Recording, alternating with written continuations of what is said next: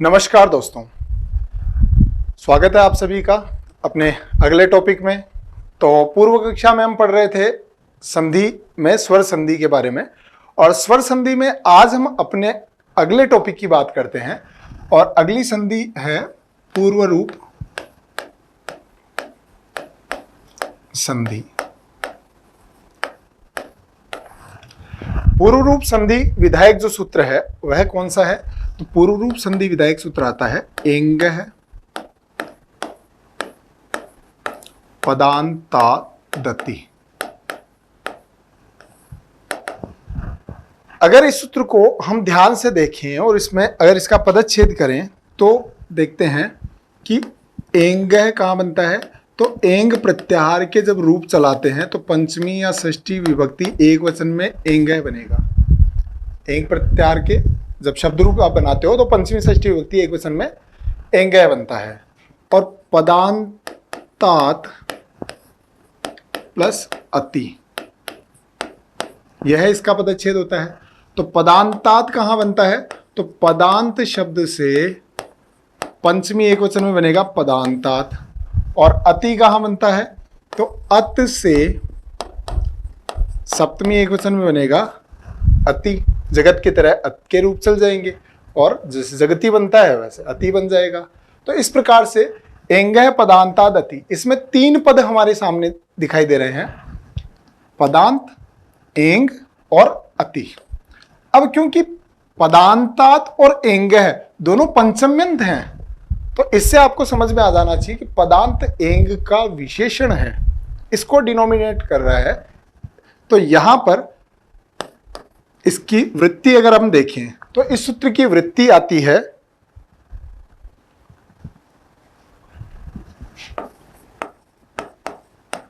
पदान्तादेंगो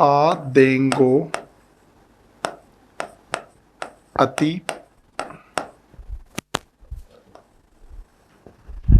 परे पूर्व रूपमेका देश है शात। अर्थात यह सूत्र क्या कहता है कि पदान्तात एंगो अति परे पूर्व रूपम एकादेश है शात। यह सूत्र कहता है कि पदांत एंग के बाद अत परे होने पर, एंग से तात्पर्य है ए और ओ से, तो पदांत में यदि ए हो या फिर पदांत में यदि ओ हो और उसके बाद यदि ए हो तो यहां पूर्व रूप एकादेश हो जाता है। तो पदांत में ए होने पर उसके बाद ए होने पर पूर्व रूप एकादेश होने पर ए के स्थान पर अवग्रह कर देंगे और ओ के बाद ए होने पर उसके स्थान पर भी अवग्रह कर देंगे। तो कुल मिलाकर इस प्रकार हम परिवर्तन करते हैं तो वह पूर्व रूप कहलाता है। जैसे उदाहरण से इसको समझते हैं कि हरे प्लस अव, बहुत ही सरल और सीधी संधि है।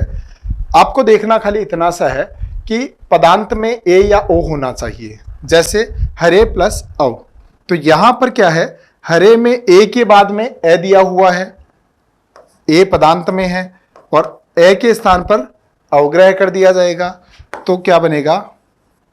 हरे व, यह बन जाएगा। इसी प्रकार से विष्णु प्लस अव, तो यहां विष्णु जो है वह संबोधन एक वचन में बनता है और अव के ए के स्थान पर अवग्रह करेंगे और रूप क्या बनेगा? विष्णु अव।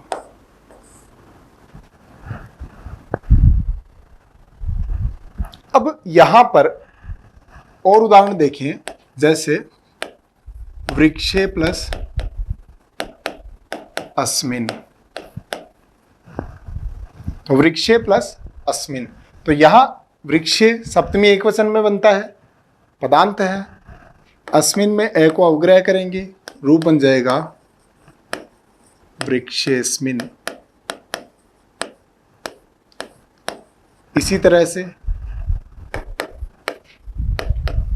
कोटरेस्मिन, अगर मान लीजिए यह संधि युक्त पद दिया हुआ हो तो विच्छेद कैसे करेंगे। बहुत ही आसान सा तरीका है कि हमने इधर देखा कि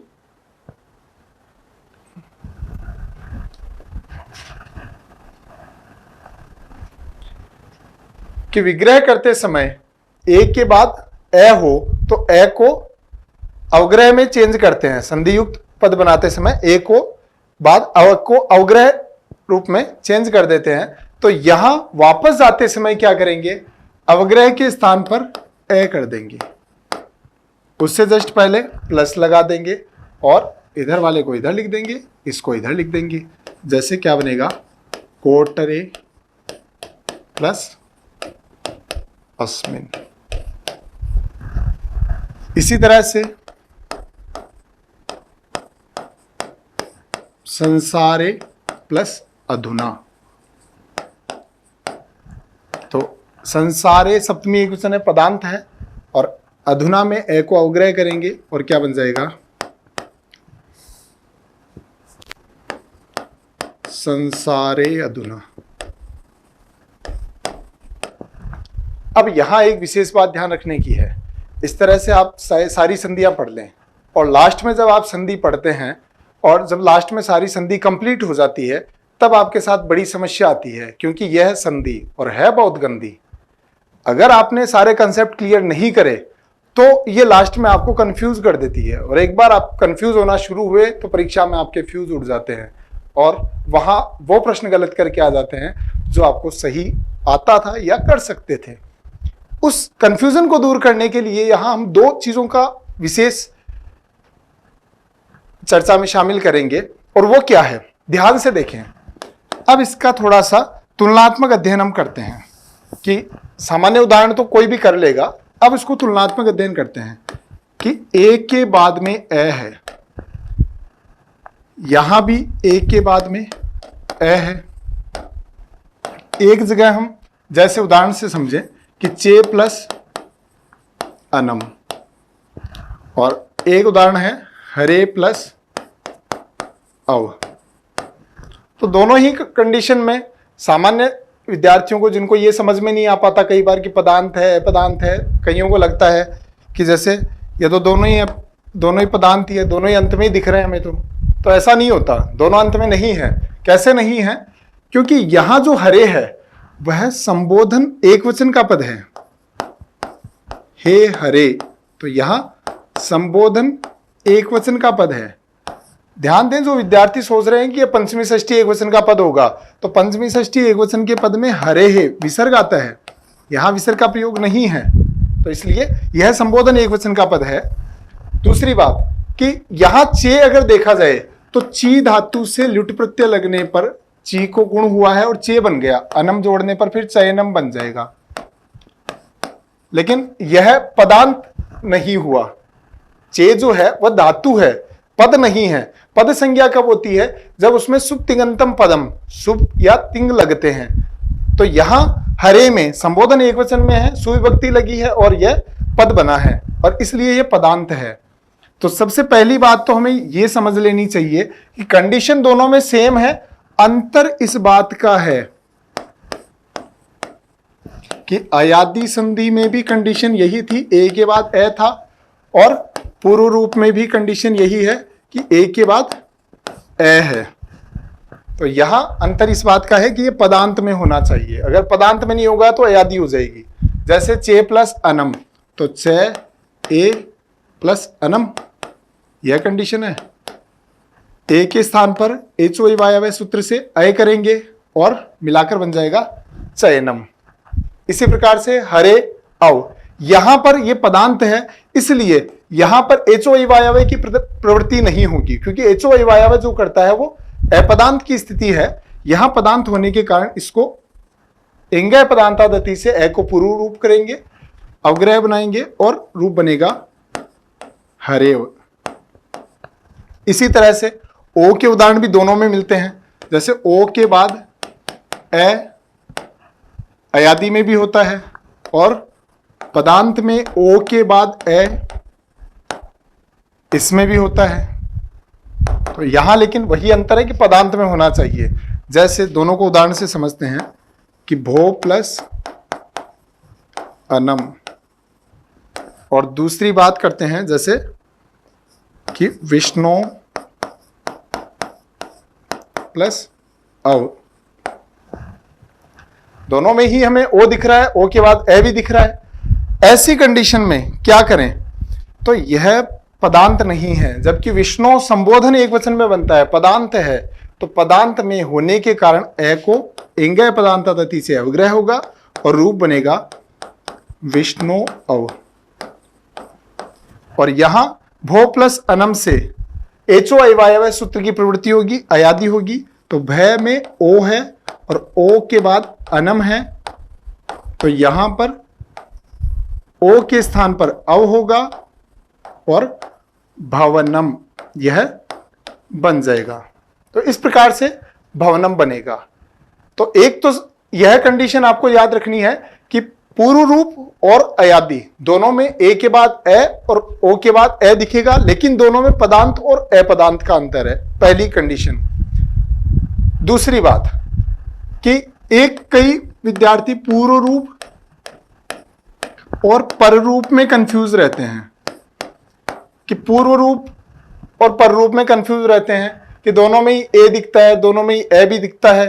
तो हमें पता कैसे चलेगा, इस बात से पता चलेगा कि पूर्व और पर, कि देखो अगर पदांत में ए या ओ पूर्व में है और प्लस के बाद ए है, तो ये कहां है, ये पूर्व में है, तो पूर्व रूप है। इसी प्रकार अगर ए के बाद, जो कि सामान्यतः है अवर्णांत उपसर्ग होता है, तो अवर्णांत उपसर्ग के अंत में भी क्या दिखेगा, ए दिखेगा, और उसके बाद ए हो या ओ हो, तो यह क्या होगा, पर रूप होगा। तो पर रूप नाम से पता चल रहा है ए या ओ कहां होंगे, पर में होंगे, मतलब बाद में होंगे। तो प्लस से पहले अगर ए ओ है तो पूर्व रूप है, प्लस के बाद अगर ए या ओ है तो पर रूप है, कोई कंफ्यूजन नहीं। फिर उसके बाद में एक और जो कई बार प्रश्न पूछा जाता है, कई बार विद्यार्थियों के सामने समस्या आती है कि सर हम यहां पर कह प्लस या यूं कहें कि कोत्र, यह जो पद दिया हुआ है, तो यहां पर उत्व विसर्ग संधि करें या फिर पूर्व रूप कर दें। क्योंकि अगर आप यूं देखें कि को प्लस अत्र, तब तो यहां पर आपको पूर्व रूप दिखाई दे रही है, और अगर आप इसको यूं करें कह प्लस अत्र, तो फिर अब यहां आपको उत्व विसर्ग संधि दिखाई दे रही है। तो बहुत सारे विद्यार्थी इस बात का निर्णय नहीं कर पाते कि भाई पूर्व रूप करें या उत्व विसर्ग करें। तो इस बात का विशेष ध्यान रखें कि पहली बात तो यह कि यह पद कहीं भी बनता नहीं है, तो इसलिए यहां पर कोअत्र में पूर्व रूप तो किसी कंडीशन में नहीं होगी। यहां जो भ्रांति है, जैसे विष्णु अव यह पद है, यह एक संधि युक्त पद दिया हुआ है, तो फिर कई सवाल खड़ा करते हैं कि सर यहां तो आपने पूर्व रूप कर दी, यहां क्यों नहीं कर दी, क्योंकि दोनों में कंडीशन तो सेम ही है कि ओ के बाद में अवग्रही दिखाई दे रहा है। तो यहां तो आपने उत्व विसर्ग करी है और यहां आप पूर्व रूप बता रहे हैं। तो ऐसी स्थिति क्यों होती है, उसका कारण समझें कि इस पद का विश्लेषण करें, जो अवग्रह से पहले दिया हुआ है उस पद का विश्लेषण करें कि ये आखिर है क्या, ये आया कहां से। तो अगर इसको आप देखोगे तो विष्णु पद से संबोधन एक वचन के पद में यह बनता है, और रूप क्या बनेगा, संबोधन एक वचन में विष्णु बनता है, इसलिए यह पदांत है। अब को की अगर बात करें तो यहां क्या होगा कि को में जो रूप बनता है वो कह बनता है, किम शब्द के रूप चलते हैं पुल्लिंग में, तो उसमें कहीं भी किम शब्द से को नहीं बनता। कह कऊ कम कह कऊ के इस तरह से जो रूप चलाते हैं तो कहीं पर भी यहां पर खो दिखाई नहीं देगा अगर आप उसके शब्द रूप चलाते हैं तो यह क्योंकि बनता ही नहीं है को, तो ऐसी स्थिति में यह किसी भी कंडीशन में आपको पूर्व रूप नहीं करना है। तो ये दोनों बातें विशेष ध्यान रखें कि पूर्व रूप और पर रूप में क्या अंतर है, पूर्व रूप और अयादि में क्या अंतर है, पूर्व रूप और उत्व विसर्ग में क्या अंतर है। तो जब भी आप कोई संधि पढ़ते हैं तो इस प्रकार से समान परिस्थितियां होने पर या थोड़ी मिलती जुलती परिस्थितियां होने पर अन्य संधियों के साथ उसका कंपैरिजन करें। जब तक आप तुलनात्मक अध्ययन नहीं कर सकते तब तक आप संधि के गुत्थियों को सुलझा नहीं पाओगे और उनमें उलझ कर रह जाओगे और वो बार बार आप उदाहरण रटते रह जाओगे। परीक्षा में आपने अगर 50 उदाहरण रट लिए, 51वां उदाहरण आ गया, 100 उदाहरण, 200 उदाहरण, 500 उदाहरण आपने किसी संधि के रट लिए, 101वां उदाहरण आ गया, जो आपने रटा उसके अलावा कुछ भी पूछ लिया तो बड़ी समस्या खड़ी हो जाएगी। तो इसलिए यह बड़ी विचारणीय बात है कि आपको जब भी संधि पढ़नी है तो यह विशेष ध्यान रखना है कि संधि में तुलनात्मक अध्ययन आवश्यक है। अन्य संधियों के साथ या अन्य परिस्थितियों के साथ उसकी अगर समानता पाई जाती है तो उनमें अंतर क्या है, उस अंतर को ढूंढ लें। और एक बार आपने अंतर ढूंढना सीख लिया तो आपका जो पढ़ने का तरीका है वो काफी सुधार उसमें आ जाएगा।